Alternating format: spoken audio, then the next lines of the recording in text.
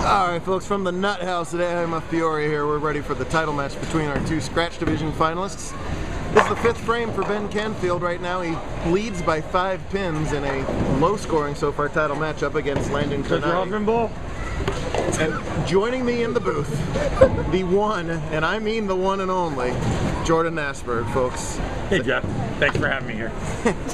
Thanks Jordan, it's a pleasure to have you. Anytime. Second half of the game, Shane's gonna impersonate me. I don't think Shane wants to talk about it right now because he just got splattered by Ben in the semifinals to set up our title match here, and Canfield just covers that 10 pin. He whiffed a 10 pin in the third. Go tell Tammy. His spare shooting's not been quite Canfield level today. He's usually near perfect on his spares. I saw quite a few 9 outs. Nonetheless, here he is bowling for the title. And what a story. 3 games prior to this. Did he? Yeah. I'm glad he got it together. Okay. But bowling for the title here, a guy who hasn't won since, check this out, 2004. Lanndyn Carnate going for the win here. How exactly did that happen? Well, back in the old days, you had to actually choose between going adult, meaning playing for money, and not. You don't have to do that anymore. So Lanndyn went adult back in 2006. Has had some amount of success in the adult world, but now these days you can bowl JBT if you're 21 or under, regardless of whether you're adult in the rest of the world or not. Of course, you're playing for scholarship prizes. Lanndyn's comeback kind of uses this as the minor leagues, if you will, to keep his game sharp. And even though he's been back for a year and a half, he still hasn't won yet with us.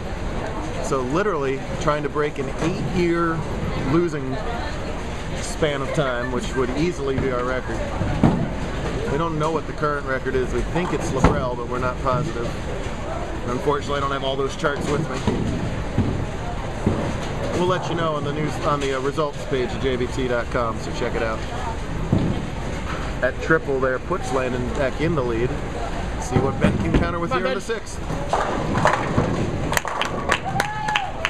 Benny, Jordan Nasberg protege, of course, a member of the very successful ASU bowling team. Captain. The captain of the team. Captain. Yeah, that's a sophomore. Captain Clock Tower. Yep. Bible Ben, we call him. Yes, thank you, Jacob. Everyone's a comic when it's title match time. Jacob chimes in. Ben has also, besides being captain, he's been red hot in JBT this year. He won Powerball a couple weeks ago for $1,000. Is he the all-conference point leader? Now he is after this tournament. Now he's all-conference point leader, doing well in Mojave, Arizona, and SoCal. Shot 800 in Mojave at Red Rock on the nose. Come on, Ben. Yeah, that double keeps him right in it. He's been clutch all step ladder long. He had to double in the 10th to beat Mark Myers in round 2. He did so. And was all over Shane in the semifinals. He needed double in 10th first game too. That's right, and also doubled in the 10th to beat, that's what actually meant. He doubled in the 10th frames against Shane in order to win that match. He successfully did that as well. Oh, yeah. Only 8. Yeah, I don't think he needed that much. Lanndyn qualified first today at plus 259, solid all the way through. Oh, man! How does that stand? How on earth does that 10 pin stand up? Whew. Blistering messenger. That was about as fast as I've ever seen miss. Really, seriously. Hold on, the sunset strip pattern today, the strip indicates what it is. Instead of a curve, if you will, what the slope on the lane is, it's oiled in 5 board strips. Typically what that means is the bowler's got to stay in that same sort of zone, and once that zone dries up, instead of just doing little 1 and 2 board adjustments, they got to make big adjustments on the lane. Man, played pretty tricky today, minus 85 cut for 5. And Jeff, with strips, you have to wait till it's 1 strip develops before you move in if you want to get the proper reaction. Very true. Jordan is a world-class nut job, but he's also a world-class master of the bowling game. He knows what he says. There's 10 in the bit. Not many other people know what I say though, but sometimes it's hard to decipher what he says, but he does know bowling inside and out. There's no doubt about that.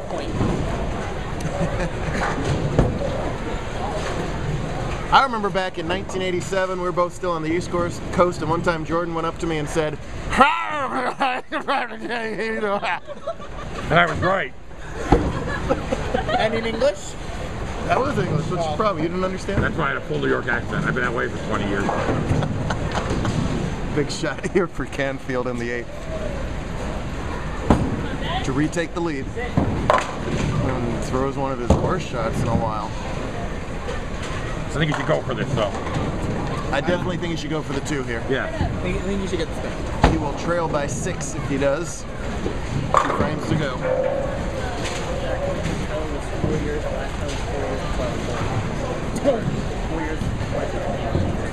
Well, mine was November 5th, 1984.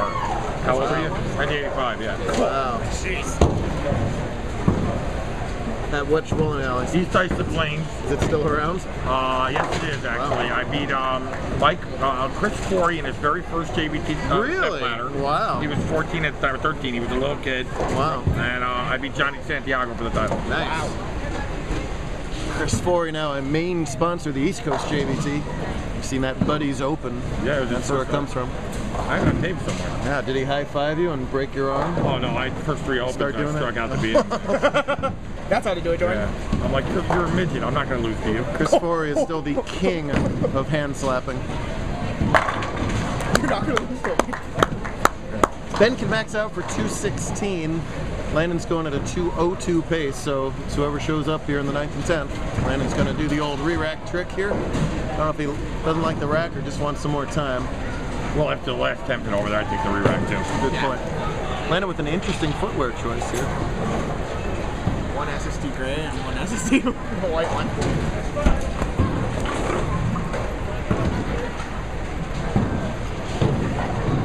If he doesn't strike here in the 9th, the best he can do is 212, so this is really a pivotal shot here. If he doesn't strike here, Ben can't be shut out.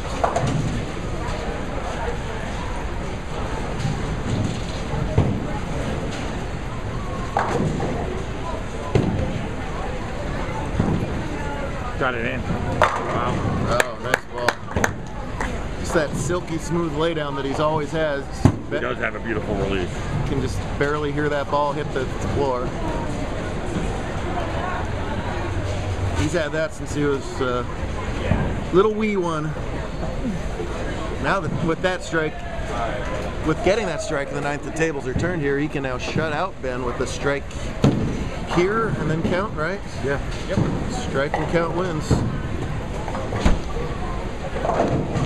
Oh, double dribble. Yeah. And that's what happens when you Big double count, dribble. too. Kind of grabbed it a little bit, double dribbled. Everything he almost never does, Jordan, he did right there. And a loss of count as well. Wow. Ben still needs the first strike as long as he gets one here. 7-5, yeah. Still needs 7-1 is 95, actually. yeah. So he's 7-2. He really needs the 2 here to force the first hit from Ben. Of course, he wants the spare. He has it. All right.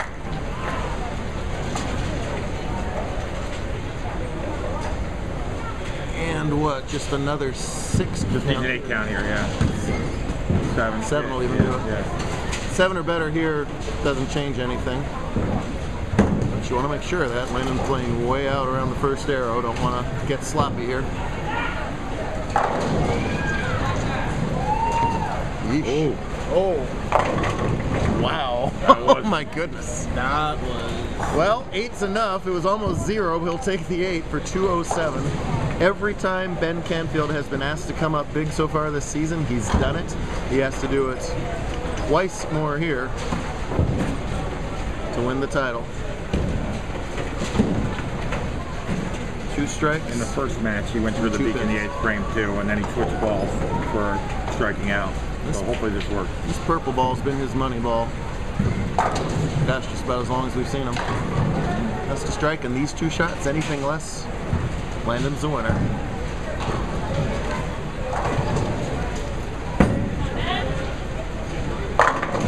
He is our anchor man, though. No doubt about that one. Veteran that he is, he knows that that was only part of the deal. No emotion on that one.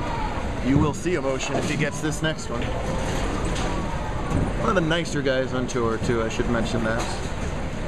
Lanndyn's usually nice, too. Every once in a while. He doesn't want to hear it right now. He is Lanndyn is available for autograph for this PBA title that he had won down in Golden Pin against Mike Haugen Jr. all very true. Everything you just said. Poor Haugen constantly learns that we are the toughest tour. Right. Can't win our TFC, but wins the pros TFC. Right now, it's all about Ben. And the shot will just define it. Come on, man. Nope. Oh! Jeff, that was almost a bad shot. Oh my goodness, Ben's reaction tells the story right here. Is he got away with one. That was left at laydown, left at break points, left at the pocket, and he tripped the 4 out. He was so far left it rolled No down. deja vu for you there, Jacob? Yep. All right.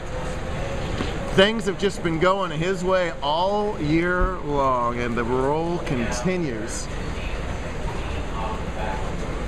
2 pins here is title number 5. And there it is. But Lanndyn's got to wait till Monday to win again, and then he'll set the record then. There you go. Great bowling, guys. Great title Thank match you, between Jeff. 2 very good bowlers. Jordan, pleasure. We'll hand out the awards, and we'll do it all over again tomorrow right here in Peoria.